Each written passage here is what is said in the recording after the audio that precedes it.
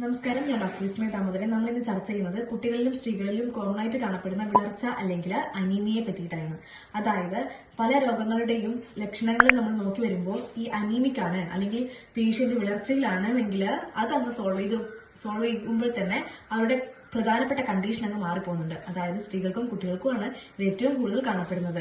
എങ്ങനെയാണ് ഭക്ഷണത്തിൽ നമ്മൾ ഉൾപ്പെടുത്തേണ്ടതെന്ന് പറഞ്ഞുതരാം. അതായത് അയൺ സോഴ്സ് ആയ ഇലക്കറികൾ ഭക്ഷണത്തിൽ നിർബന്ധമായും ഉൾപ്പെടുത്തണം. ആഴ്ചയിൽ 3-4 തവണ നമുക്ക് ഇലക്കറികൾ നിർബന്ധമായിട്ടും ഊണിന്റെ കൂടെ കഴിക്കേണ്ടത് അത്യാവശ്യമാണ്.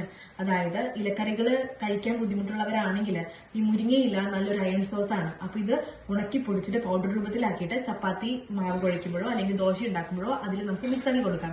കുട്ടികൾക്കൊക്കെ ആണെങ്കിൽ തന്നെ കളറിൽ വ്യത്യാസം വരുമ്പോൾ കഴിക്കാനുള്ള ടെൻഡൻസിയും വളരെയധികം കൂടുതലായിരിക്കും. അതുപോലെ തന്നെ മീന്, മുട്ട,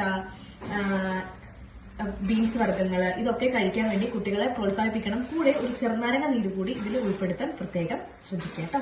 താങ്ക് യു.